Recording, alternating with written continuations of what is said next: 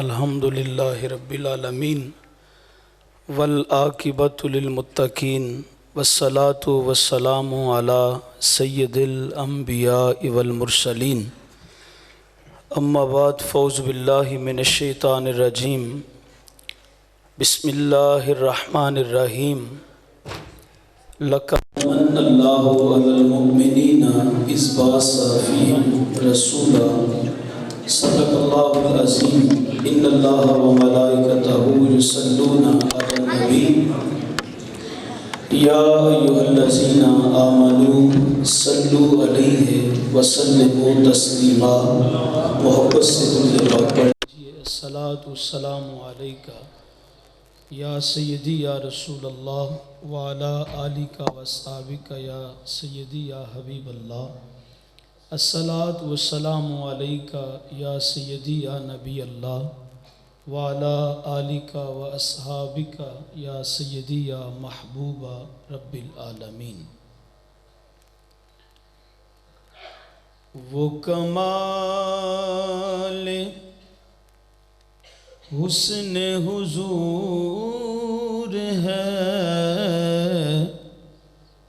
کہ گمان نقص جہاں نہیں۔ وہ کمال حسن حضور ہے کہ گمان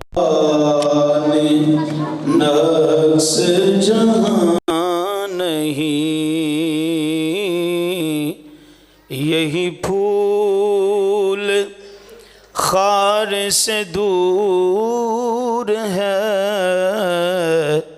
یہی شمع ہے کہ دعا نہیں۔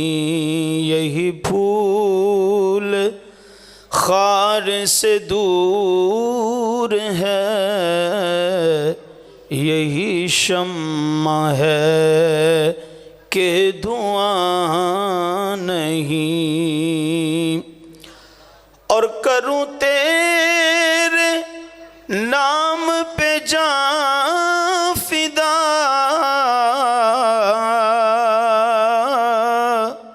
نہ بس ایک جاں دو جہاں فدا۔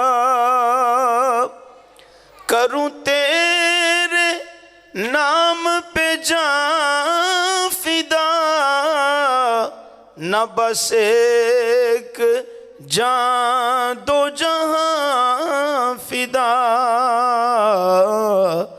دو جہاں سے بھی نہیں جی بھرا، کروں کیا کروڑوں جہاں نہیں۔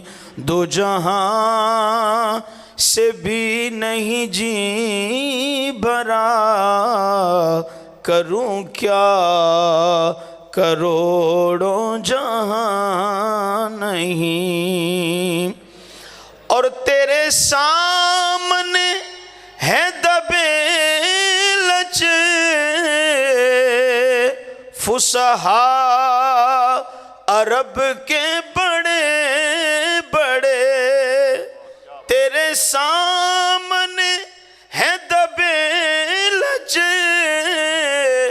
فصحاء عرب کے بڑے بڑے۔ کوئی سمجھے منہ میں زبان نہیں، نہیں بلکہ جسم میں جان نہیں۔ کوئی سمجھے منہ میں زبان نہیں، نہیں بلکہ جسم میں جان نہیں۔ وہ کمال حسن حضور ہے کہ گمان نقص جہاں نہیں۔ اور شعر قابل غور ہے، سماعت کیجئے۔ سر عرش پر ہے تیری گزر،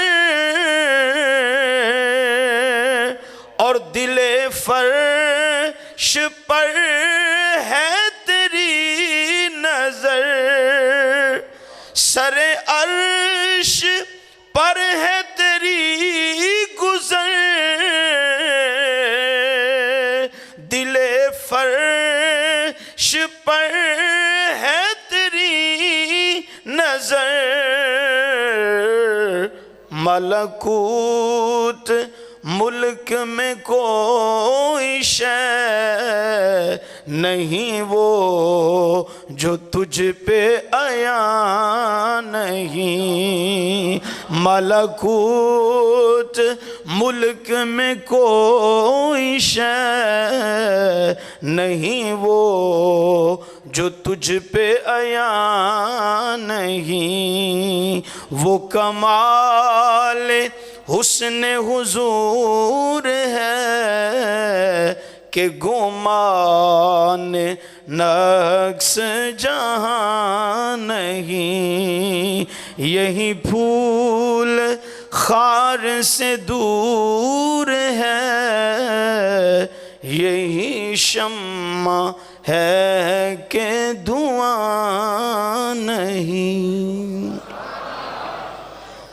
تمام حمد و ثنا، تعریف و توصیف اللہ تعالیٰ جل مجد الکریم کی ذات بابرکات کے لیے، جو خالق کائنات بھی ہے اور مالک ششہات بھی۔ اللہ جل وعلا کی حمد و ثنا کے بعد حضور نبی اکرم شفیع امم رسول محتشم، اللہ کے پیارے، امت کے سہارے، رب کے محبوب، دانائے غیوب، مال کے رکاب امم، فخر عرب و عجم، والی کون و مکان، سیاہ لا مکان، سید انس و جاں، حضور ختم المرتبت احمد مجتبیٰ جناب حضرت محمد مصطفیٰ صلی اللہ علیہ وسلم کے حضور ناز میں اپنی نیاز مندیوں کا خراج پیش کرنے کے بعد عزتوں کی مسند پہ تشریف فرما صاحبزادہ والا شان پیر طریقت رہبر شریعت پیر عبدالحلیم ارشد دامت برکاتم القدسیہ اور اسٹیج کی زینت حضرات علماء کرام، قابل صد احترام حاضرین و سامعین، السلام علیکم ورحمۃ اللہ وبرکاتہ۔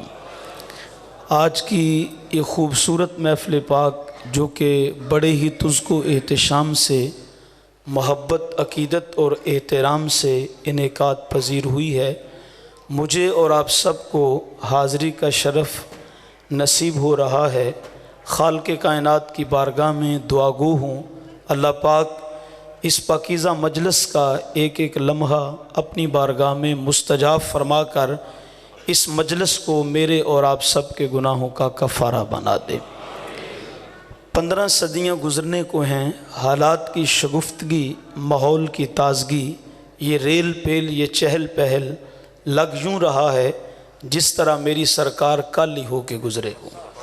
زمین سے آسمان تک، آسمان سے لامکان تک ہے، زمین سے آسمان تک، آسمان سے لامکان تک ہے، کہاں کھولے تھے گیسو یار نے، خوشبو کہاں تک ہے۔ گلی گلی، نگر نگر، کریا کریا، بستی بستی، شہر شہر، جہاں سے بھی گزر ہو رہا ہے، تذکرے میرے رسول کے چھڑے ہوئے ہیں۔ اور ہم نے اتنا ذکر کبھی کسی کا ہوتے نہیں دیکھا جتنا ذکر میرے محبوب کا ہو رہا ہے۔ اور ایسا کیوں نہ ہو، اللہ کا اپنے حبیب سے وعدہ ہے، وَلَلْآخِرَةُ خَيْرٌ لَكَ مِنَ الْأُولَى، محبوب تیری ہر آنے والی گھڑی گزری ہوئی گھڑی سے بہتر بناتے جائیں گے۔ تو میاں پھر لوگوں نے کوششیں بھی کی ہیں، کسی نے شرک کہہ کر، کسی نے بدعات کے فتوے لگا کر اس ذکر کو کم کرنے کی کوشش تو کی ہے، لیکن زمانہ گواہ ہے اس ذکر کو مٹانے والے خود قصہ پارینہ بن گئے، خود مٹ گئے، لیکن زمانہ گواہ ہے جیسے جیسے وقت گزرتا چلا جا رہا ہے، میرے لجپال آقا کا ذکر تو بڑھتا ہی چلا جا رہا ہے۔ جدا ذکر خدا بلند کرے، کیڑا جمع اس نو بند کرے۔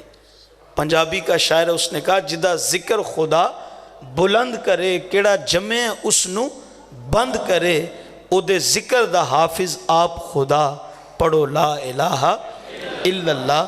تو میاں جس کے ذکر کو بڑھانے والی خدا کی ذات ہو اس ذکر کو بھلا کوئی کم کیسے کر سکتا ہے، اس ذکر کو کوئی مٹا کیسے سکتا ہے؟ اگر آپ کا ذوق یاوری کرے تو میں آپ کو بریلی کی گلی میں لے کے جانا چاہوں گا۔ ابھی اعلیٰ حضرت کا کلام پڑھا جا رہا تھا تو ایمان تازہ ہو رہا تھا۔ میرے سیدی اعلیٰ حضرت فرماتے ہیں مٹ گئے مٹتے ہیں مٹ جائیں گے عادات تیرے، مٹ گئے مٹتے ہیں مٹ جائیں گے عادات تیرے، نہ مٹا ہے نہ مٹے گا کبھی چرچا تیرا۔ تو جس کا ذکر کرنے والی ذات خود رب العالمین کی ہو، اس محبوب کا ذکر کبھی ختم ہو سکتا نہیں ہے۔ ہمارے شہر فیصل آباد کی آن ہیں شان ہیں حضور محدث اعظم پاکستان رحمۃ اللہ علیہ۔ وہ ایک واقعہ بڑا جھوم کے سنایا کرتے تھے۔ ایک زمانے میں بزرگ تھے حضرت فضل الرحمن گنج مراد آبادی رحمۃ اللہ علیہ۔ تو کہتے ہیں کہ وہ صاحب نظر آدمی تھے، اللہ نے بصیرت کا نور ان کو عطا کیا ہوا تھا، صاحب کشف بزرگ تھے۔ تو ایک وہ گلی سے گزر رہے تھے تو اسی گلی میں حضور کے ذکر کی محفل ہو رہی تھی۔ تو آپ نے اپنے زمانے کے تقاضوں کے مطابق حضور کی آمد پہ محفل میلاد کا اہتمام کیا ہے۔ تو اس حالات کے تقاضوں کے مطابق آپ نے لائٹیں بھی لگائی ہیں، فلیکس بھی چھپوائے ہیں، آپ نے چراغاں بھی کیا ہے، روشنیوں کا انتظام اور اہتمام بھی کیا ہے۔ تو اس گلی میں ایک گھر میں حضور کے ذکر کی محفل ہو رہی ہے۔ تو اس زمانے کے مطابق انہوں نے جو گلی والی دیوار ہے باہر والی، اس کے اوپر کوئی 10-12 چراغ جلا کے رکھ دیے۔ اب دیوار پہ چراغ جل رہے ہیں اور اندر حضور کے ذکر کی محفل ہو رہی ہے۔ تو حضرت فضل الرحمن گنج مراد آبادی اس گلی سے گزرے تو ایک بندہ سامنے سے آیا تو وہ معترض ہوا۔ اس نے حضرت سے کہا کہ چلو ذکر رسول تو سمجھ میں آتا ہے، لیکن یہ کیا تماشا کہ دیوار کے اوپر چراغ جلا کے رکھ دیے ہیں؟ تو آپ سمجھ گئے، فرمانے لگے کیوں یہ چراغ جلے ہوئے تجھے اچھے نہیں لگ رہے؟ اس نے کہا جی یہ ہے ہی غلط کام، یہ بدعت ہے، مجھے کیسے یہ اچھے لگیں گے؟ فرمانے لگے چلو گھر والوں کو میں سنبھال لوں گا، میں جانوں یا گھر والے جانیں، اگر یہ چراغ تجھے اچھے نہیں لگتے تو میاں تو اس کو جا کے بجھا دے۔ بڑے شوق سے آگے بڑھا اور ایک چراغ کو پھونک مارا، وہ بجھ گیا۔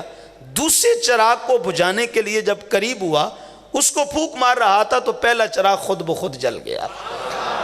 توجہ کا طالب ہوں، وہ بجھاتا چلا جا رہا ہے، پیچھے سے چراغ جلتے چلے جا رہے ہیں۔ بڑی دیر مشق کرتا رہا، تھک ہار کے حضرت کی بارگاہ میں عرض کرنے لگا سرکار مجھے معاملہ سمجھ نہیں آ رہا، یہ چراغ بجھا تو میں رہا ہوں لیکن ان کو جلا کون رہا ہے؟ مسکرا کے فرمانے لگے حضور کے میلاد کا چراغ خود رب العالمین جلاتا ہے۔ یہ رب کا وعدہ ہے اپنے حبیب سے کہ محبوب کا ذکر کوئی کرے یا نہ کرے، لیکن رب العالمین اپنے محبوب کا ذکر فرما رہا ہے۔ تو کہا تو بجھا رہا ہے، میرا رب ان چراغوں کو جلا رہا ہے۔ تو ایمان سے بتاؤ جس کے چراغ خود رب العالمین جلانے والا ہو، اس کے ذکر کے چراغوں کو کوئی کیسے بجھا سکتا ہے؟ فانوس بن کے جس کی حفاظت ہوا کرے، وہ شمع کیا بجھے جسے روشن خدا کرے۔ تو یہ کبھی بھی ذکر ختم نہیں ہو سکتا۔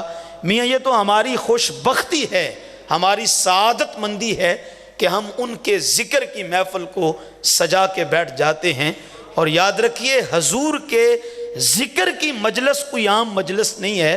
یقین جانیں حضور کے ذکر کی مجلس کا جو اہتمام کرتے ہیں ان کے گناہ بھی بخش جاتے ہیں، اللہ کی رحمتوں کے حصار میں بھی آ جاتے ہیں۔ حدیث پاک سنیے گا اور اپنے بختوں پہ ناز کیجئے گا۔ ایک تو یہ ہے نا، کسی شاعر نے کہا محبوب کی محفل کو محبوب سجاتے ہیں، آتے ہیں وہی جن کو سرکار بلاتے ہیں، وہ لوگ خدا شاہد قسمت کے سکندر ہیں جو سرور عالم کا میلاد مناتے ہیں۔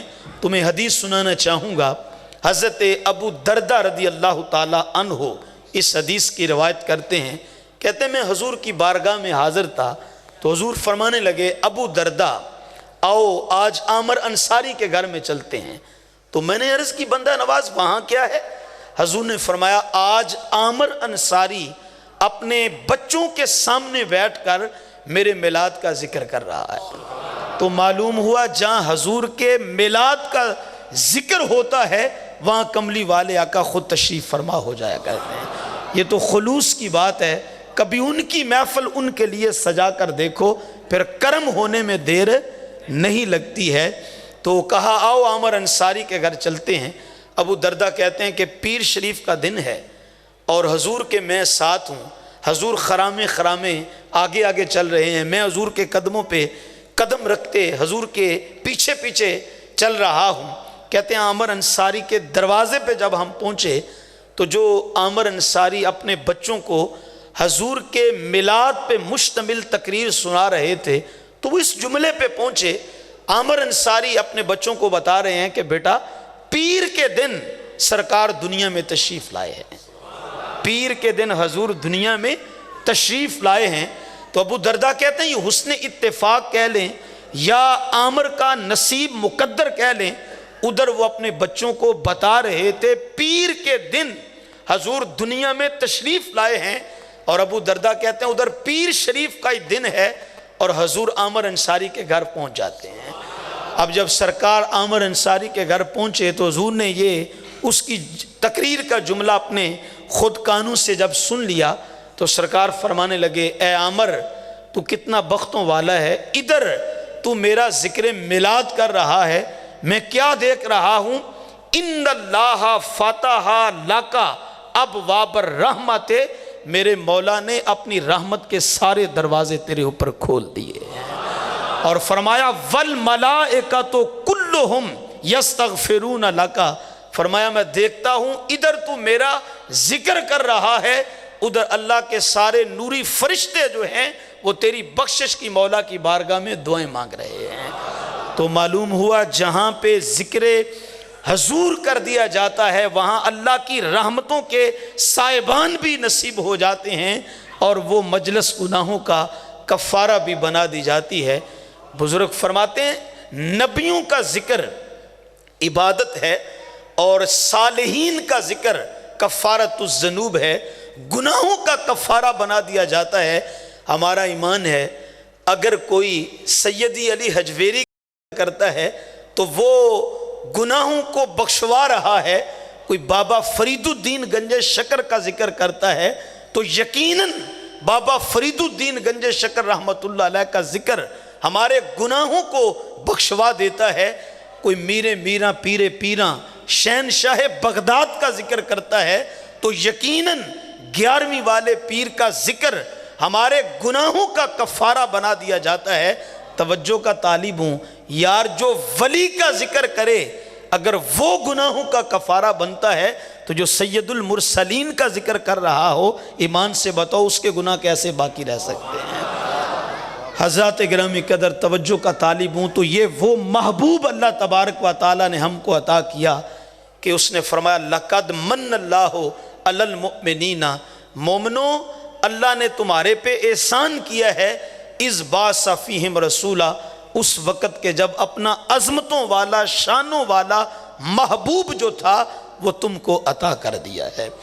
توجہ کا طالب ہوں یار، اپنا محبوب تو کوئی کسی کو دیکھنے بھی نہیں دیتا، ہمارے بھی محبوب ہوتے ہیں، ہم تو اپنے محبوبوں کو لکا کے رکھتے ہیں، ہم اپنے محبوبوں کو پردے میں رکھتے ہیں۔ ہر کسی کی یہ سوچ ہوتی ہے کہ میرے محبوب پہ کسی غیر کی نظر نہ پڑ جائے، اور میاں اپنا محبوب تو کوئی کسی کو دیکھنے نہیں دیتا۔ رب کی کتنی بڑی کرم نوازی ہے، مولا کی کتنی بڑی عطا ہے، وہ کہتے ہیں محبوب میرا تھا عطا میں نے تمہیں کر دیا ہے۔ تو ہمارا محبوب وہ ہے جو خدا کا بھی محبوب لگتا ہے۔ وہ اعظم چشتی نے کہا تھا ہم اپنا معیار زمانے سے جدا رکھتے ہیں، کیوں؟ اس لیے کہ ہم تو محبوب بھی محبوب خدا رکھتے ہیں۔ دیکھو اس نے اتنی نعمتوں سے ہمیں نوازا ہے، ساری کائنات بھی عطا کر دی لیکن احسان نہیں جتلایا۔ وہ کہتے ہیں میں تمہیں دے کے احسان کیوں جتلاؤں، یہ بات بنتی نہیں ہے، اس لیے کہ میں اگر تمہیں تخلیق کیا ہے، تمہیں رزق پہنچا رہا ہوں، تمہاری ضروریات کو پورا کر رہا ہوں اور تمہیں پال رہا ہوں تو یہ احسان کیوں جتلاؤں؟ رب ہونے کا تقاضا بنتا ہے، میری ذمہ داری ہے وہ کہتا ہے اگر میں نہیں تمہیں دوں گا تو اور تمہیں کون دے گا؟ اللہ فرماتا ہے میں نہیں پالوں گا تمہیں تو تمہیں کون پالے گا؟ تمہارا رب ہوں۔ اس لیے اس نے اتنی ہمیں نعمتیں دے کر احسان نہیں جتلایا۔ وہ کہتا ہے کہ میں نعمت دے کے احسان نہیں جتلاتا، اور نہ خود دینے کے بعد احسان جتلاتا ہے، اور نہ بندوں کو دینے کے بعد احسان جتلانے دیتا ہے۔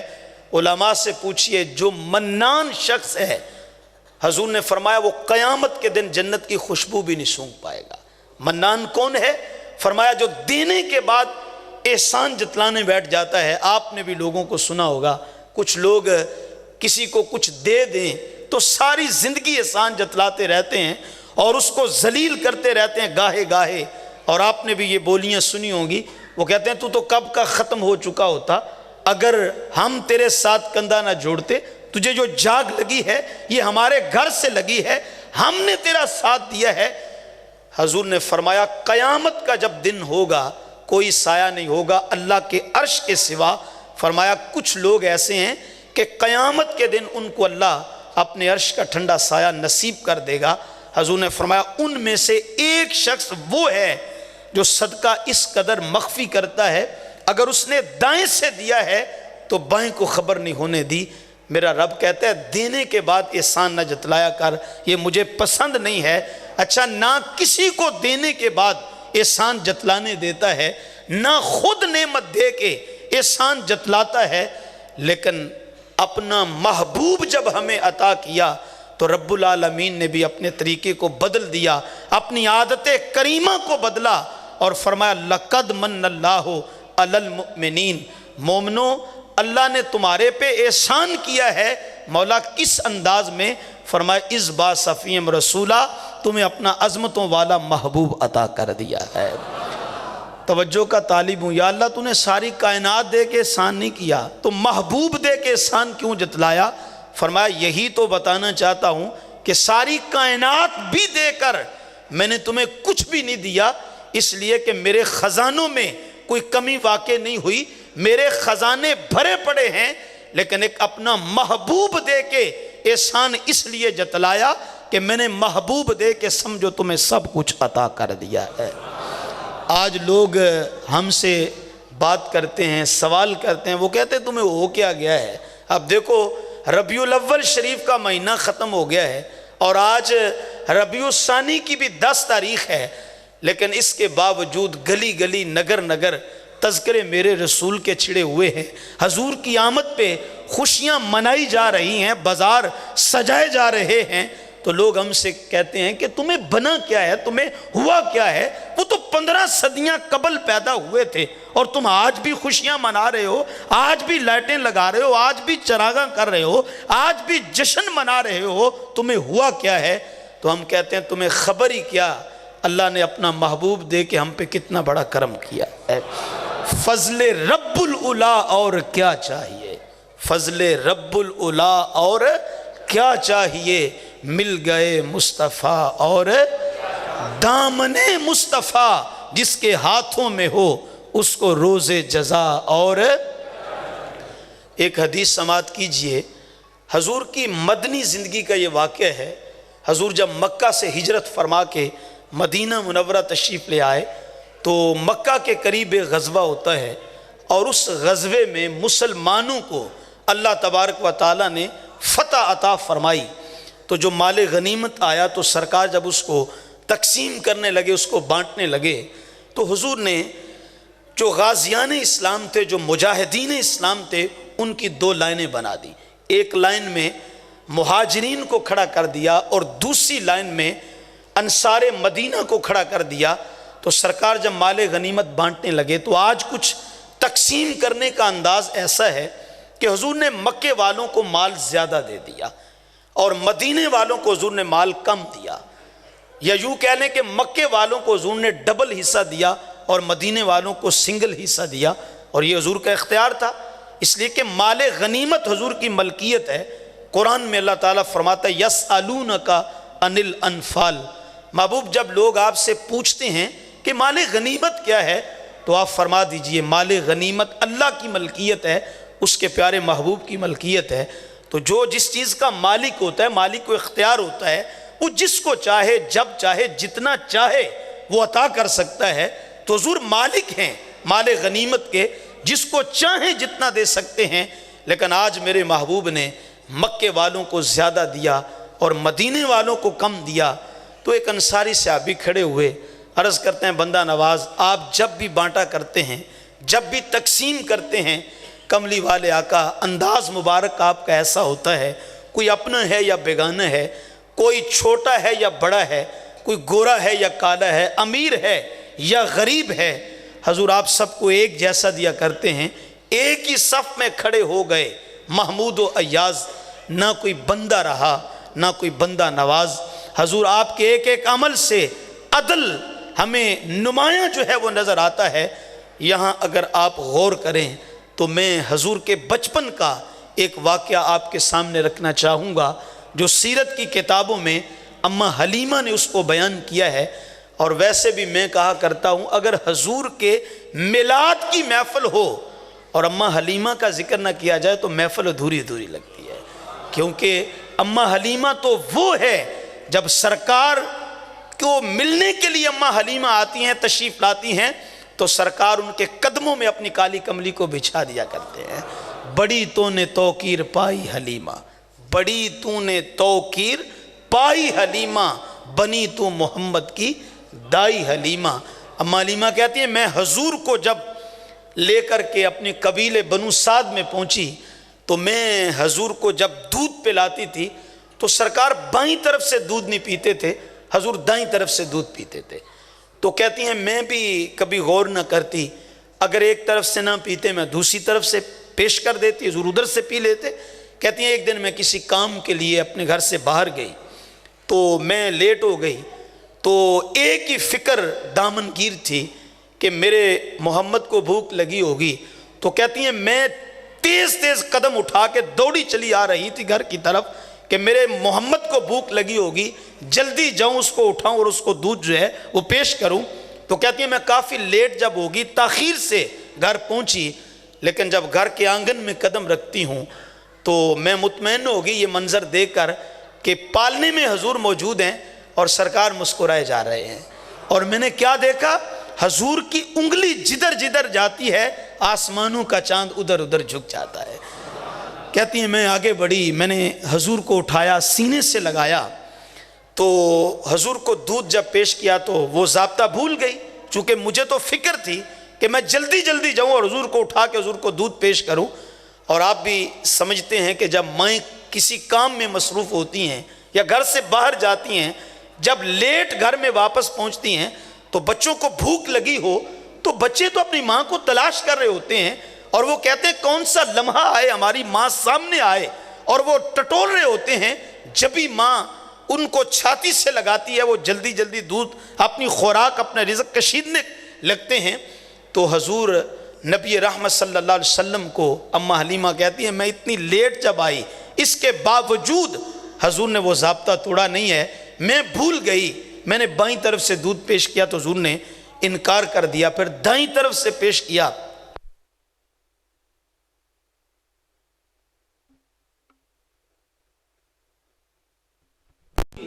بیماری ہے یا کوئی مسئلہ ہے میری طرف ایک سائڈ پہ کہ جو حضور پیتی نہیں ہے، چلو پہلے تو کبھی ایسا ہوا کہ میں نہ سمجھ سکی، لیکن آج تو اتنی تاخیر سے پہنچی، لیکن اس کے باوجود حضور کا ضابطہ وہی ہے۔ توجہ کر کے آدمی کوئی بات نہیں، لائٹ بند کی آپ ذرا سماعت میں کہتی ہے میں بڑی پریشان ہوئی کہ پتہ نہیں میرے اندر کوئی مسئلہ کوئی خرابی ہے۔ کہتی ہے جب یہ فکر مجھے ہوئی تو غیب سے آواز آئی تیرے اندر کوئی خرابی نہیں ہے۔ تو میں نے عرض کی مالک پہ بائیں طرف سے خود پیتے نہیں ہیں، دائیں طرف سے کیوں پیتے ہیں؟ اللہ اکبر تو آواز آئی حلیمہ میرا محمد دنیا میں عدل کا سبق مجھے پڑھانے کی۔ کہتی ہیں میں نے عرض کی اس میں عدل والی کون سی بات ہے؟ تو آواز آئی حلیمہ ایک تیرا سکا بیٹا ہے جس کو تو نے جنم دیا ہے، جو تیرا اپنا چایا ہے، آپ دائیں طرف اس کا حق ہے، دائیں طرف میرے محبوب کا حق ہے۔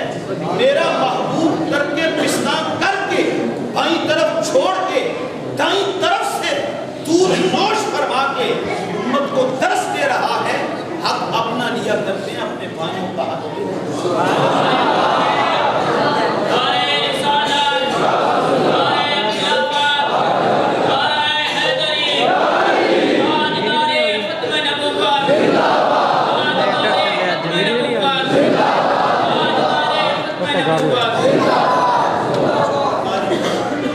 نبی اکرم صلی اللہ علیہ وسلم نے بتایا کہ حق اپنا لیا کرتے ہیں، اپنے بھائیوں کا حق لیا۔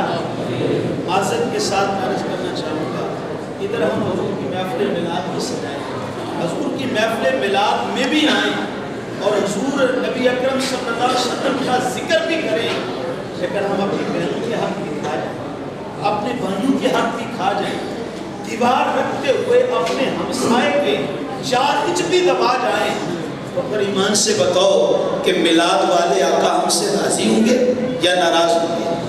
حضور فرماتے ہیں اگر میرا ذکر میلاد کرنا ہے نا تو میرے میلاد کا پہلا سبق کیا ہے جو میں نے امت کو پڑھایا ہے، یہی تو بتایا ہے حق اپنا لیا کرتے ہیں، اپنے بھائیوں کا حق لیا نہیں کرتے ہیں۔ توجہ کا طالبوں دیکھو، ہم نے حضور کی صورت کا ذکر بھی کرنا ہے اور ساتھ ساتھ حضور کی سیرت کو اپنانے کی کوشش بھی کرنی ہے۔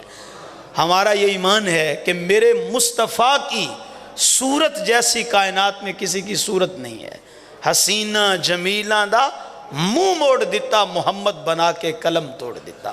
رب نے وہ سچی پن چھڑیا ہے جدے وچ محمد نو ٹالیا سی۔ اقبال بولا رخ مصطفیٰ ہے وہ آئینہ کہ اب ایسا دوسرا آئینہ نہ کسی کی بزم خیال میں، نہ دکان آئینہ ساز میں۔ تو صاحبو جہاں ہمارا یہ عقیدہ ہے کہ میرے مصطفیٰ کی صورت جیسی کائنات میں کسی کی صورت نہیں ہے، وہاں ہمارا یہ بھی عقیدہ ہے کہ میرے لجپال آقا کی سیرت جیسی کائنات کے اندر کسی کی سیرت بھی نہیں ہے۔ وہ ایک شاعر نے کہا تھا تیری صورت تیری سیرت زمانے سے نرالی ہے۔ ایمان سے بتاؤ میرے محبوب کی سیرت جیسی کسی کی سیرت ہے؟ حضور کی صورت جیسی کسی کی صورت ہے؟ تو پھر ذرا ذوق بن جائے، ذرا میرے ساتھ مل کے پڑھ لیں۔ تیری صورت تیری سیرت زمانے سے نرالی ہے، مل کے کہہ دو تیری صورت تیری سیرت زمانے سے تیری صورت تیری سیرت زمانے سے نرالی ہے، تیری ہر ہر ادا پیارے ادائے بے مثالی ہے، تیری ہر ہر ادا پیارے ادائے بے مثالی ہے۔ تو ہم نے حضور کی صورت کا ذکر بھی کرنا ہے، حضور کے حسن و جمال، حضور کے خد و خال کا بیان بھی کرنا ہے، اور ساتھ ساتھ مصطفیٰ جان رحمت کی سیرت کو اپنانے کی کوشش بھی کرنی ہے۔ دیکھو نا بھئی، حضور کی صورت کا ذکر تو ہمارے منہوں سے تبھی سجے گا نا جب سرکار کی سیرت کو ساتھ اپنائیں گے، سیرت کو اپنائیں۔ دیکھو نا، ہم اس زبان سے درود پڑھیں یا جس زبان سے درود پڑھتے ہیں اس زبان سے جھوٹ بھی بول دیں تو پھر درود سجے گا تو نہیں نا اس زبان سے۔ اگر زبان سے درود پڑھنا ہے تو پھر اس زبان سے کسی کو گالی بھی نہیں دینی ہے۔ اگر زبان سے درود پڑھنا ہے تو پھر اس زبان سے ہم نے جھوٹ بھی نہیں بولنا ہے۔ بھئی بندہ جتنا باعمل ہوتا ہے اتنی ہی گفتگو اچھی لگتی ہے، اتنی ہی اس کی گفتگو میں اثر ہوتا ہے۔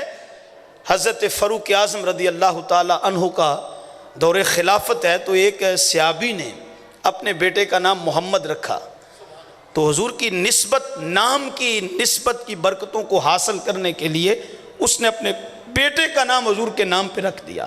لیکن جب وہ بچہ بڑا ہوا، اس کا کردار اچھا نہیں تھا، کردار اس کا لوز تھا، وہ چوریاں بھی کرتا ہے، ڈاکے بھی مارتا ہے، لوگوں کو گالیاں بھی دیتا ہے، لوگوں کی عزت پہ حملہ آور بھی ہوتا ہے۔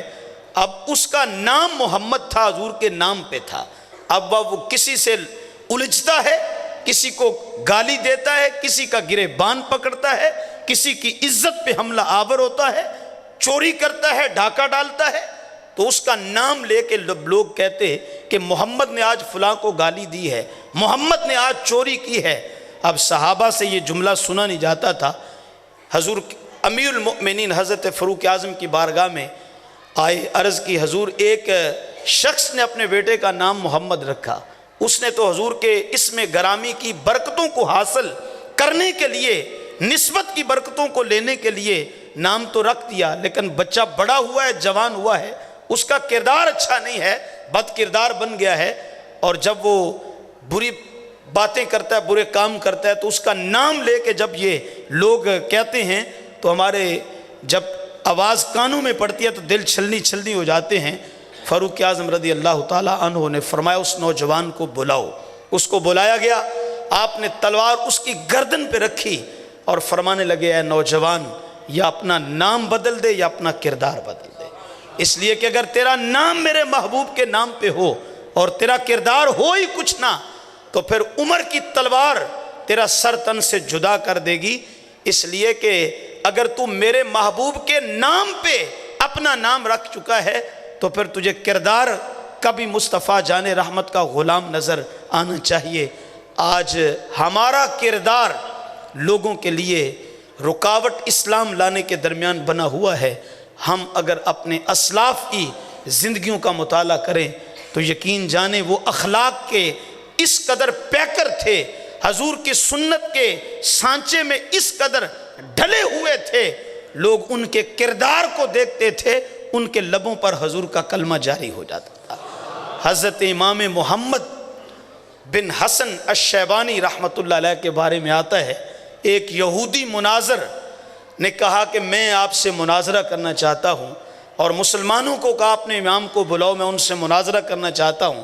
تو امام محمد جب مناظرہ کرنے کے لیے آئے تو وہ مناظر کھڑا تھا، امام محمد کے چمکتے ہوئے چہرے کو دیکھا، روشن پیشانی کو دیکھا، سر پہ امامہ دیکھا، اور جسم پہ سنت کا جامہ دیکھا، اور چمکتی ہوئی پیشانی، آنکھوں میں نور جب دیکھا تو اس یہودی مناظر کے لبوں پہ حضور کا کلمہ جاری ہو گیا۔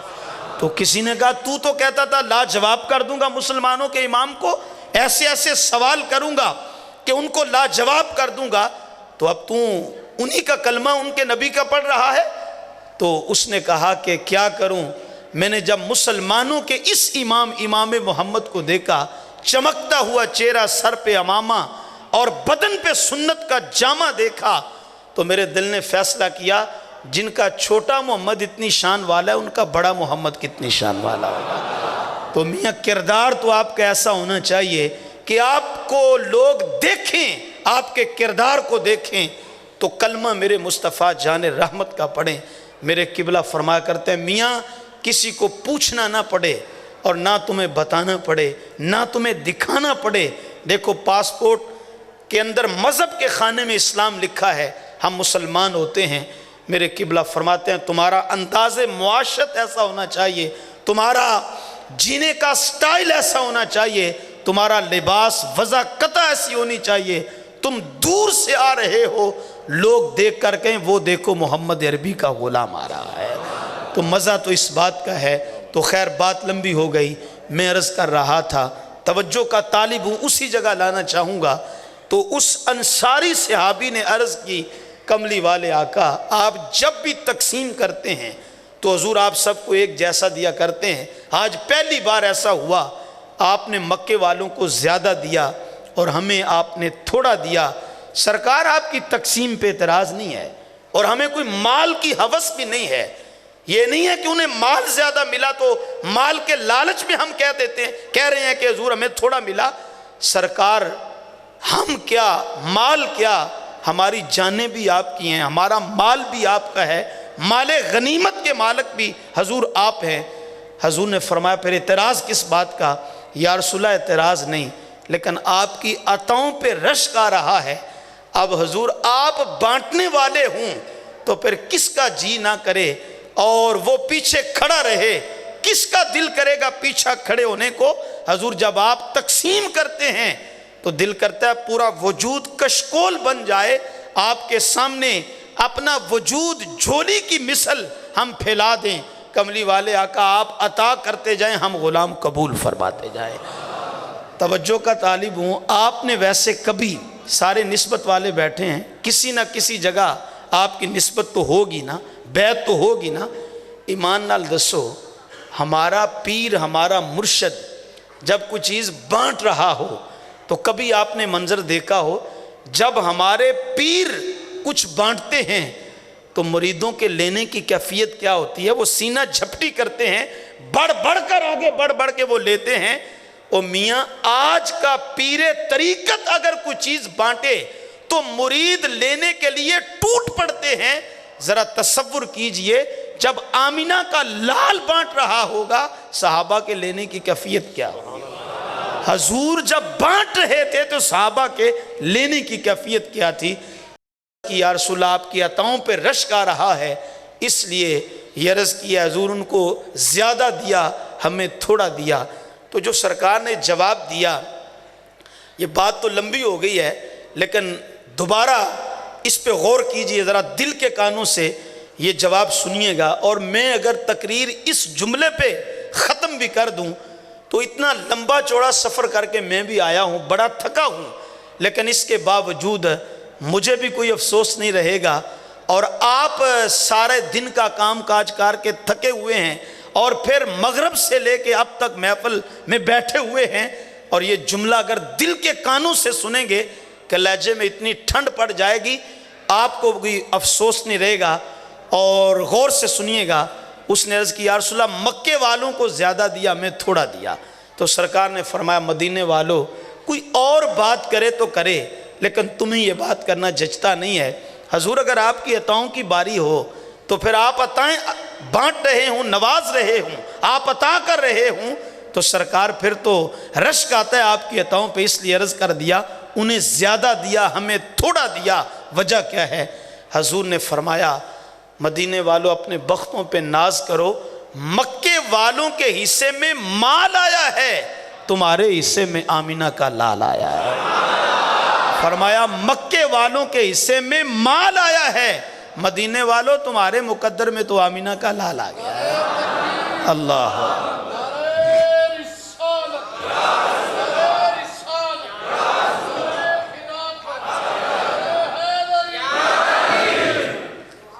توجہ کا طالب ہوں، آپ گاؤں سے رہنے والا، آپ کا ماحول ہے، تعلق ہے۔ میں ایک مثال دے کے بات مزید واضح کر دیتا ہوں۔ اور میاں کسی باپ کی وراثت تقسیم ہو نا تو جس بیٹے کے حصے میں کارنر والا پلاٹ یا کارنر والی دکان آ جائے وہ پوری برادری کو بتاتا ہے یا نہیں بتاتا؟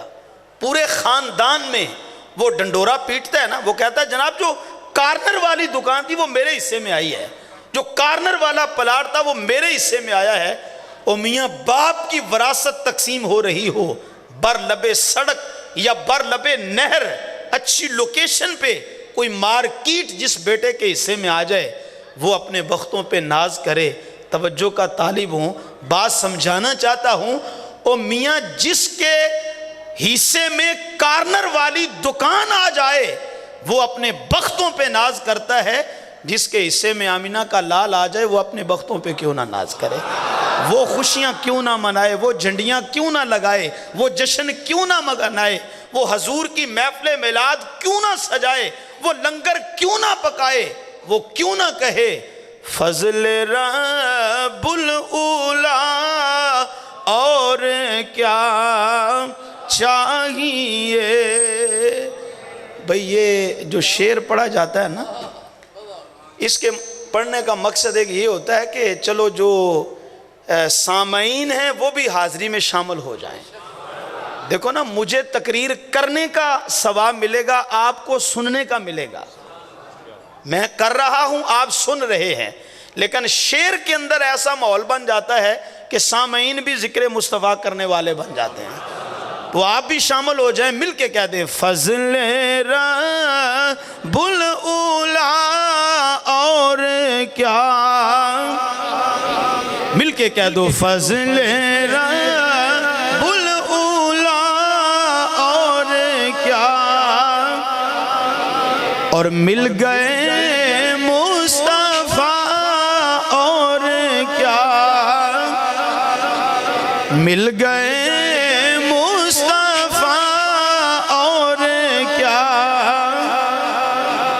اور دامن مصطفیٰ جس کے ہاتھوں میں ہو، اس کو روزے جزا اور کیا چاہیے، اس کو روزے جزا اور کیا۔ ایک بات اور آپ سے کرنی ہے، وہ یہ ہے آج جیسی نا بڑی جلدی کاڑے پہ جانے ہیں، تھوڑی سی مصیبت آئی نہیں، شکوہ شروع ہوا نہیں، واویلا شروع ہوا نہیں، کچھ تھوڑا سا صبر بھی کرنا چاہیے۔ میں کہا کرتا ہوں آج کا مسلمان تھوڑی سی مصیبت آ جائے، پریشانی آ جائے، ویسے تو بندے کو اتنی جلدی نہیں کرنی چاہیے، بزرگوں کا یہ طریق ہی نہیں ہے، اس لیے کہ بزرگ مشکل آتی تھی تو صبر کرتے تھے، نعمت ملتی تھی تو اللہ کا شکر ادا کرتے تھے، لیکن ہمارے اندر نہ صبر رہا ہے اور نہ ہمارے اندر شکر رہا ہے۔ اچھا یہ دونوں ایسے کام ہیں کہ یہ دونوں کام جنت میں بندے کو پہنچا دیتے ہیں، دونوں کام بندے کو۔ وہ ایک میاں بیوی تھے، جب ان کا نکاح ہو گیا، شادی ہو گئی، بیاہ ہو گیا، تو صورتحال اس طرح تھی کہ جو مرد تھا وہ نہایت بد صورت تھا، رنگ کا کالا ہے، نین و نقش بھی نہیں ہے، ناک چپٹی ہے، ہونٹ موٹے ہیں، آنکھیں چھوٹی ہیں، اور ادھر جو اس کی بیوی ہے وہ اتنی ہی زیادہ خوبصورت ہے، نقش و نگار بھی رکھتی ہے، رنگ بھی اس کا سفید ہے۔ مرد بہت زیادہ بدصورت اور عورت اتنی ہی خوبصورت۔ جب شادی ہو گئی 10-12 سال گزر گئے، لیکن ایک دن بھی جھگڑا نہیں ہوا، ایک دن بھی دونوں کے درمیان جھگڑا نہیں ہوا۔ اچھا ایک دن اپنے گھر کے ویڑے میں چارپائی پہ دونوں میاں بیوی بیٹھے تھے، تو جو شوہر تھا وہ کہنے لگا اپنی بیوی سے، پل یہ لو کہ تو ہی جنتی تھے میں بھی جنتی، تو بھی جنتی تھے۔ اس نے کہا تجھے کوئی خواب آیا ہے، کوئی الہام ہوا ہے، کیا ہوا ہے کہ اچانک کہہ رہا ہے تو بھی جنتی تھے میں بھی جنتی؟ اس نے کہا ہاں ہاں یقین سے کہتا ہوں تو بھی جنتی تھے میں بھی جنتی۔ اس نے کہا پر کوئی وجہ بھی بتا۔ اس نے کہا وجہ یہ ہے کہ دیکھ میں اتنا بدصورت ہوں، رنگ بھی کالا ہے، نین و نقش بھی نہیں ہے، ناک چپٹی، ہونٹ موٹے، آنکھیں چھوٹی، رنگ بھی کالا، اور اپنے پہلو میں جب میں تیرے جیسی خوبصورت بیوی کو دیکھتا ہوں اور یہ دیکھتا ہوں کہ تو نے آج تک کبھی شکوہ بھی نہیں کیا۔ ہوتا ہے نا عورتوں کو عادت ہوتی ہے کہ لو جی میرے واسطے کالا کلوٹ ہی رہ گیا سی، یہ بد محنت میرے واسطے ہی رہ گیا سی۔ اس نے کہا جب میں اپنے آپ کو آئینے میں دیکھتا ہوں اور پھر اپنے پہلو میں تیرے جیسی خوبصورت بیوی کو دیکھتا ہوں تو میں اللہ کا اس پہ بڑا شکر کرتا ہوں، کہاں میرے پہلو میں اتنی خوبصورت بیوی۔ اور ظاہر بات ہے جب کبھی آئینے میں تو اپنے آپ کو دیکھتی ہوگی اور پھر تیرے سامنے میرا چہرہ آتا ہوگا تو ظاہر بات ہے تو نے کبھی شکوہ نہیں کیا، کبھی لڑائی نہیں کی، جھگڑا نہیں کیا، اعتراض نہیں کیا، تو ظاہر بات ہے تو صبر کرتی ہوگی، تو صبر کرتی ہوگی۔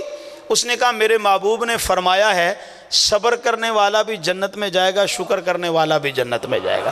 فرمایا میں شکر کر کے جنت میں چلا جاؤں گا، تو صابرہ بن کے جنت میں چلے جائے گی۔ تو کبھی مشکل وقت آ جائے تو اتنا شور نہیں ڈالنا چاہیے۔ اور میں ایک بڑی پتے کی بات آپ کو بتا رہا ہوں، تقریر بفر گئی ہے، جو ایک مضمون عرض کرنا چاہتا تھا وہ تمہید باندھتے باندھتے بات لمبی ہو گئی۔ خیر بات کو اختتام کی طرف جلدی لانا چاہوں گا، توجہ کا طالب ہوں۔ آج کا انسان وہ یہ سوچتی نہیں ہے کہ اللہ تعالیٰ نے کن کن نعمتوں سے نواز رکھا ہے۔ بھئی ایک دن دیہڑی نہ لگے تو وہ کہتا ہے لو جی ساڑھے دے نصیب ہی سو گیا نا، ایک دن دکان پہ گاہک نہ آئے ہم پریشان ہو جاتے ہیں، بسا اوقات لوگ اپنے مقدر کو گالی دے دیتے ہیں۔ میں یہ آپ کو احساس دلوانا چاہتا ہوں، آج کی اس محفل میلاد میں آنے والوں یہ ذرا محسوس کرنا اس بات کو، پھر کبھی بھی آج کے بعد آپ کبھی بھی رب سے شکوہ نہیں کریں گے، ہمیشہ اللہ کا شکر ادا کریں گے۔ اور میاں اگر تو نے یہ دیکھنا ہو کہ میں کتنا بختوں والا ہوں، اگر تو نے یہ دیکھنا ہو کہ میں کتنا نصیبوں والا ہوں، تو یہ نہ دیکھنا میرا بینک بیلنس کتنا ہے، میری کوٹھی کتنے مرلوں میں ہے، اور میرے پاس گاڑی کون سے ماڈل کی ہے، اور میری دکان پہ سیل شام کو کتنی ہوتی ہے، میرے نام پراپرٹی کتنی ہے۔ اور میاں یہ تیرا بخت نہیں ہے، بلکہ تیرا بخت تو یہ ہے، خدا کی قسم جس نبی کی امت میں آنے کے لیے نبی بھی اللہ کی بارگاہ میں دعا کرتے رہے، تو نے دعائیں بھی نہیں کی ہیں، اللہ نے تجھے اپنے محبوب نبی کا امتی اور غلام بنا دیا۔ تو ایمان سے بتاؤ، ہمیں پلاٹ ملے نہ ملے، ہم اپنے آپ کو غریب کہہ سکتے ہیں؟ کیوں جی، ہم غریب ہیں؟ علماء سے پوچھئے، صاحبزادہ صاحب سے پوچھئے، اس کائنات کے اندر جو سب سے بڑی دولت ہے وہ دولت ایمان ہے۔ وہ کیا ہے؟ دولت ایمان ہے۔ اللہ فرماتا ہے وَلَا عَبْدٌ مُؤْمِنٌ خَيْرٌ مِّن مُشْرِكٍ وَلَوْ أَعْجَبَكُمْ، فرمایا کافر گورا چٹا بھی ہو، کافر امیر بھی ہو، ساری کائنات اس کی ملکیت میں آ جائے، اور ادھر عبد مومن ہے، غلام ہے، کالے رنگ کا ہے، امیر بھی نہیں ہے، ریڑی بان ہے، مزدور ہے، لیکن سینہ ایمان کے نور سے منور ہے۔ قرآن کہتا ہے تمہارے رب کی نظر میں وہ گورا کافر قیمتی نہیں ہے، محمد عربی کا غلام قیمتی ہے۔ تو اس کائنات کے اندر سب سے بڑی دولت دولت ایمان ہے، اور قیامت کے دن جو سب سے بڑی دولت ہوگی وہ کیا ہوگا؟ رب العالمین کا دیدار ہوگا۔ قیامت کی سب سے بڑی دولت رب العالمین کا دیدار، اور اس کائنات میں سب سے بڑی دولت ایمان ہے۔ تو ایمان سے بتاؤ، ایمان ہے ہمارے پاس کہ نہیں؟ بھئی ایمان ہے تو حضور کا ذکر سننے آئے ہو نا۔ ایمان کس چیز کا نام ہے؟ مصطفیٰ جان رحمت کی محبت اور پیار کا نام ہے۔ تو جو آپ یہاں بیٹھے ہو، حضور کی محفل میں آئے بیٹھے ہو، محبت ہے تو آئے ہو نا۔ تو جس کے دل میں محبت رسول آ جاتی ہے، اس کے سینے میں ایمان خود بخود آ جاتا ہے۔ حضرات گرامی قدر، تو میں عرض کر رہا تھا، آج کے بعد کبھی بھی دیہڑی نہ لگے، دکان پہ گاہک نہ آئے تو اپنے مقدر کو گالی یہ کبھی نہیں کہنا کہ ساڑھے دے مقدر ہی سو گئے نے، ہمارے تو مقدر ہی ایسے ہیں۔ اور میں کہتا ہوں تیرے جیسا بختوں والا کون ہے، تیرے جیسا مقدروں والا کون ہے؟ اللہ نے تجھے اپنا محبوب نبی جو ہے وہ عطا کر دیا ہے۔ مجھے مت کہو کہ غریب ہے، مجھے مت کہو کہ غریب ہے، میرا سب سے اونچا نصیب ہے، میں غلام آل رسول ہوں، میرا دل مقام حبیب ہے۔ تو میاں ہمارے جیسا کون امیر ہوگا جن کو اللہ تعالیٰ نے اپنا محبوب عطا کر دیا۔ توجہ کا طالب ہوں، اللہ نے بہت ساری ہمیں نعمتیں دیں، لیکن کوئی نعمت دے کے احسان نہیں جتلایا، پر اپنا یار دے کے احسان جتلایا۔ فرمایا لقد من اللہ علی المؤمنین، مومنوں تمہارے رب نے تمہارے پہ احسان کیا ہے، اس باسا اس وقت کہ جب انہیں اپنا عظمتوں والا شانوں والا رسول تمہیں عطا کر دیا ہے۔ دیکھو یہ ہاتھ نعمت ہے یا نہیں ہے؟ ایمان سے بتاؤ، ہاتھ نعمت ہے یا نہیں ہے؟ جس کے نہیں ہے اس سے پوچھو ہاتھ کتنے قیمتی ہیں۔ یہ پاؤں نعمت ہے یا نہیں ہے؟ لیکن حضرت سے پوچھئے، صاحبزادہ صاحب سے پوچھئے، مولانا صاحب سے پوچھئے، ہاتھ اتنی بڑی نعمت، پاؤں اتنی بڑی نعمت، لیکن یہ نعمتیں دے کے احسان کسی جگہ قرآن میں آیا لو میں نے تمہیں ہاتھ دیے ہیں، پاؤں دیے ہیں، بہت بڑی نعمت تمہارے پہ احسان کیا ہے، نہیں جتلایا۔ لیکن اپنا محبوب دے کے احسان، تو یا اللہ ہاتھ بھی نعمت، پاؤں بھی نعمت، غور کیجئے گا، یہ نعمت دے کے تو نے احسان نہیں جتلایا، پر محبوب دے کے احسان کیوں جتلایا؟ تو آواز آتی ہے ہاتھ بھی نعمت، پاؤں بھی نعمت، لیکن یہ دنیا میں تیرے لیے نعمت ہیں، قیامت کے دن ہو سکتا ہے تیرے ہاتھ پاؤں تیرے لیے زحمت بن جائے۔ وہ کیسے؟ سورہ یاسین پڑھیے، اللہ فرماتا ہے الیوم نختم علی افواہہم، قیامت جب آئے گی اللہ فرماتا ہے میں منہ پہ موریں لگا دوں گا، منہ سی دوں گا، بند ہو جائیں گے، پھر کیا ہوگا؟ وَتُكَلِّمُنَا أَيْدِيهِمْ وَتَشْهَدُ أَرْجُلُهُمْ بِمَا كَانُوا يَكْسِبُونَ، فرمایا تمہارے ہاتھ میرے سے باتیں کریں گے، تمہارے پاؤں گواہیاں دیں گے، کس بات کی؟ بِمَا كَانُوا يَكْسِبُونَ، جو تم نے کیا ہوگا۔ اگر قدموں سے چل کے محفل مصطفیٰ میں آؤ گے نا تو یہ قدم قیامت کے دن گواہی دیں گے، یا اللہ میرے ساتھ چل کے تیرے یار کے ذکر کی محفل میں گیا تھا۔ اگر ان پاؤں سے چل کر جوئے کے اڈے پہ جاؤ گے، شراب خانے میں جاؤ گے تو پاؤں گواہیاں دیں گے۔ آواز آتی ہے ہاتھ بھی نعمت پاؤں بھی نعمت، لیکن ہو سکتا ہے قیامت کے دن یہ تیرے لیے زحمت بن جائیں۔ کیوں؟ فرمایا تو قیامت کے دن خود تو نہیں بولے گا لیکن تیرے ہاتھ پاؤں تیرے خلاف گواہی دیں گے، جو تو نے گناہ کیے ہوں گے تیرے ہاتھ تیرے پاؤں تیرے گناہوں کو ظاہر کریں گے۔ اللہ فرماتا ہے میں وہ نعمت دے کے تیرے پہ احسان نہیں جتلا رہا جس نے قیامت کے دن تیرے عیبوں کو ظاہر کرنا ہے، فرمایا میں وہ سونا محمد دے کے تیرے پہ احسان جتلا رہا ہوں جس پیارے محبوب نے قیامت کے دن تیرے عیبوں پہ پردے ڈال دینے ہیں، جس محبوب نے قیامت کے دن تیرے عیبوں پہ پردے ڈال دینے ہیں۔ دیکھو والدین نعمت ہے یا نہیں ہے؟ بولیے کتنی بڑی نعمت، آپ ہولے ہولے بولے ہیں، ہمیں پتہ ہی نہیں ہے ماں باپ کتنے مہنگے ہیں، اور یہ کتنی بڑی نعمت ہے۔ خدا کی قسم ماں باپ وہ نعمت ہیں کہ کائنات میں اس نعمت کا کوئی بدل ہی نہیں ہے، اس نعمت کا کوئی۔ حضور کی ایک حدیث سنیے، حضور نے فرمایا جو محبت کی نگاہ اپنے باپ کے چہرے پہ ڈال دے یا اپنی والدہ کے چہرے پہ ڈال دے، حضور نے فرمایا اللہ مقبول حج کا اس کو ثواب عطا فرما دیتا ہے۔ دیکھو آپ 12 لاکھ لگا کر حج کرنے جائیں اور وہاں جا کے حج بھی کوئی سوکھا کام نہیں ہے، ہمارے سے تو عشاء کی 17 رکعتیں نہیں پڑھ ہوتی، تو حج تو بہت بڑی عبادت ہے، بڑی سٹرگل کا نام ہے۔ میرے حضور نے فرمایا حج میری امت کے ضعفاء کا جہاد ہے، حج میری امت کے بزرگوں کا ضعفاء کا کیا ہے؟ جہاد ہے۔ تو حج بڑی مشقت والی عبادت ہے، پیسہ بھی انویسٹ کیا، خرچ کیا، ادھر مشقت بھی اٹھائی، لیکن اس کے باوجود گارنٹی نہیں ہے حاجی کے لیے کہ حج قبول ہوا یا نہیں قبول۔ لیکن قربان جاؤں ماں باپ کے چہرے کی زیارت والا جو حج ہے وہ حج ہے جس پہ قبولیت کی مہر میرے مدینے والی سرکار نے خود لگا دی ہے۔ ایمان نال دسو جن کے چہروں کو تکنے سے حج مقبول کا ثواب ملے وہ والدین کتنے مہنگے ہوں گے، کائنات میں اس کا کوئی بدل ہوگا؟ پھر اس سے بڑھ کر کیا؟ میرے حضور نے فرمایا سنو تمہاری جنت تمہارے ماں کے قدموں کے نیچے ہے۔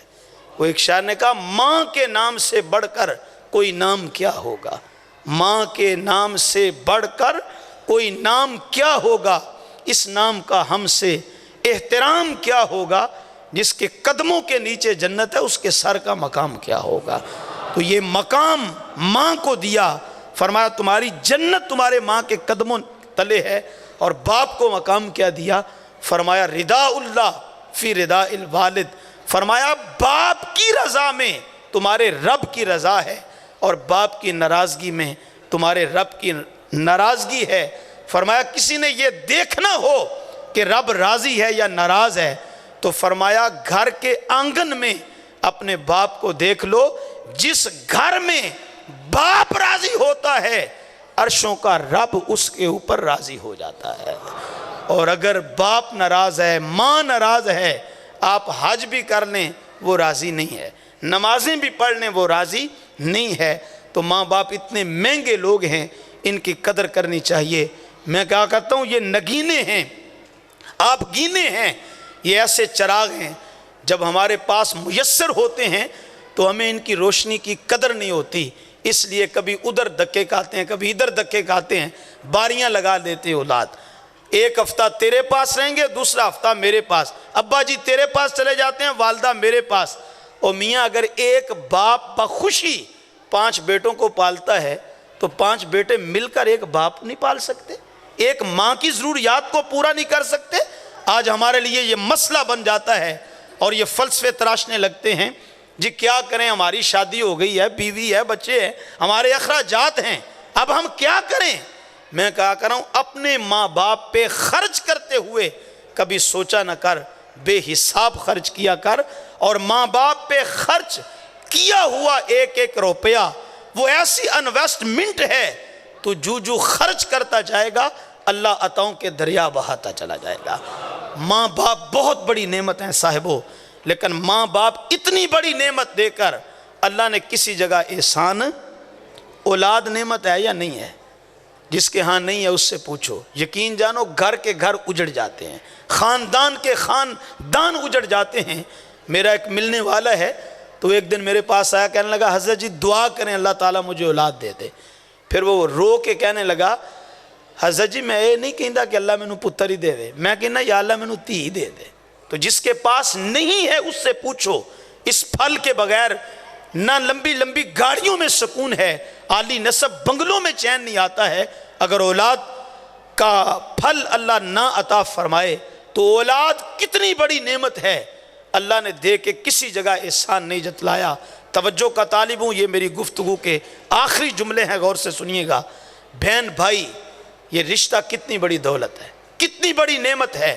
میاں صاحب نے یوں ہی نہیں کہا تھا پائی پائیاں دیاں باواں ہوندے، وہ کبھی ایک زمانہ تھا، ایک مفکر نے کہا جب لوگ چیزوں کو استعمال کیا کرتے تھے اور رشتوں کو سنبھالا کرتے تھے، لیکن اب وہ زمانہ آ گیا، اب رشتوں کو استعمال کیا جا رہا ہے اور چیزوں کو سنبھالا جا رہا ہے۔ کبھی بھی یہ تقدس مآب جو رشتے آپ کو میسر آئیں تو کبھی بھی دنیا کے مال کی خاطر ان کو ٹھکرانا نہیں ہے۔ دولت آنے والی چیز ہے، خوش نصیب وہ ہوتا ہے جس کو اللہ تعالیٰ یہ رشتے عطا فرما دیتا ہے۔ ماں باپ بڑی نعمت، اولاد بڑی نعمت، بہن بھائیوں کا رشتہ بڑی نعمت، مخلص دوست کا ملنا بڑی نعمت، لیکن یہ ساری نعمتیں دے کے مولا نے احسان نہیں جتلایا، پر اپنا محبوب دے کے احسان جتلایا۔ اس کو ضائع نہ کرنا جملے کو، یہ میری گفتگو کا نچوڑ ہے، پوری گفتگو کا۔ توجہ کا طالبوں غور کیجئے گا، یا اللہ تو نے اولاد دی، ماں باپ دیے، بہن بھائیوں کا رشتہ نصیب کیا، مخلص دوست دیے، یہ سب نعمتیں ہیں، لیکن یہ نعمتیں دے کے تو نے احسان نہیں جتلایا اور اپنا محبوب دے کے احسان جتلایا۔ آواز آتی ہے والدین بھی نعمت، بہن بھائی بھی نعمت، اولاد بھی نعمت، مخلص دوست بھی نعمت، لیکن فرمایا یہ نعمتیں بھی اتنی دیر تک ہیں جب تک تیرا سانس چل رہا ہے، جب تیری روح بدن سے نکل جائے گی تو پھر یہ صبح فوت ہوگا تو شام نہیں ہونے دیں گے، شام کو فوت ہوگا تو صبح نہیں ہونے دیں گے، کہیں گے جلدی کرو اس کو نکالو گھر سے، باقی بھی معاملات کرنے ہیں۔ میاں صاحب بولے جنہ لئی تو پاپ کمائے، جنہ لئی تو پاپ کمائے، کتھے نہیں تیرے کر دے، جاندی وار ڈرونا بنیوں، ہاتھ نہیں لاندے ڈر دے۔ تو میاں ان کی اپنی مجبوری ہو تو 2-3 دن سرد خانے میں لگا دیں گے، لیکن مجبوری نہ ہو تو اگر صبح فوت ہوگا شام نہیں پڑھنے دیں گے، شام کو فوت نہیں ہوگا تو صبح نہیں ہونے دیں گے، جلدی جلدی اٹھا کے لے جائیں گے۔ اچھا زیادہ سے زیادہ کیا کریں گے، کندھوں پہ اٹھا کے جنازگاہ لے جائیں گے، وہاں تیرے پہ نماز پڑھیں گے، نماز پڑھ کے فارغ ہوں گے، وہاں بھی تقسیم ہو جائیں گے، کہیں گے آدھے دفنانے لے جاؤ اور آدھے گھر چلے جاؤ، برادری شریکہ گھر ہے، کھانا کھائے بغیر چلے گئے، ساری زندگی مینا دیں گے، تانے دیں گے، یہ وہاں بھی تقسیم ہو جائیں گے، کچھ دفنانے لے جائیں گے، کچھ گھر چلے جائیں گے۔ اچھا جو دفنانے لے جائیں گے وہ بھی کیا کریں گے، زیادہ سے زیادہ تجھے لحد میں اتار کر، اوپر سے مٹی ڈال کر، ہاتھ جھاڑ کے پلٹ کے واپس آ جائیں گے۔ ایمان سے بتاؤ، میں آپ سے مخاطب ہوں، اولاد کو ماں باپ کتنے پیارے ہوتے ہیں۔ آج تک کسی بیٹے کو دیکھا ہو وہ اپنے باپ کی قبر میں اترا ہو، اور اولاد ماں باپ کو کتنی پیاری ہوتی ہے۔ آج تک کسی باپ کو دیکھا ہو، وہ جوان بیٹا بھی کسی کا فوت ہو جائے تو کوئی باپ اپنے جوان بیٹے کی قبر میں نیچے اترا ہو، کوئی باپ نہیں اترتا، کوئی بیٹا نہیں اترتا، کوئی ماں بیٹی کی قبر میں نہیں اترتی، کوئی بیٹی ماں کی قبر میں نہیں اترتی، کوئی بھائی بھائی کی قبر میں نہیں اترتا۔ جتنا بھی گوڑا یار ہو، اس کے بغیر نہ ناشتہ کرتا ہو، نہ چلتا ہو، نہ کوئی کام کرتا ہو، مرنے کے بعد مخلص دوست بھی قبر میں ڈالنے تک، مٹی ڈالنے تک رہتا ہے۔ کوئی دوست کسی دوست کی قبر میں آج تک نہیں اترا۔ آواز آتی ہے یہ سارے رشتے، ماں باپ ہو، اولاد ہو، دوست ہو، بہن بھائی ہو، یہ نعمت ہیں، لیکن فرمایا یہ وہ نعمت ہیں جیتے جی تو تیرے کام آئیں گے، مرنے کے بعد قبر میں ڈال کے، مٹی ڈال کے، ہاتھ جھاڑ کے واپس آ جائیں گے۔ آواز آتی ہے میں وہ نعمتیں دے کر تیرے پہ احسان نہیں جتلا رہا، جنہوں نے قبر میں ڈال کے، مٹی ڈال کے واپس آ جانا ہے۔ اللہ فرماتا ہے میں تو وہ سونا محمد دے کے تیرے پہ احسان کر رہا ہوں۔ جب سب نے قبر میں ڈال کے واپس آ جانا ہے، اسی میلاد والے مصطفیٰ نے تیری قبر کو جنت کا باغ بنانے کے لیے تیری قبر کے اندر تشریف لے آنا ہے۔ تو ایمان سے بتاؤ، اگر ان کا ذکر سن کے، ان کا ذکر کر کے جاؤ گے تو پھر قبر میں سرکار آئیں گے یا نہیں آئیں گے؟ لحد میں عشق رخ مصطفیٰ کا داغ لے کے چلے، اندھیری رات سنی تھی چراغ لے کے چلے۔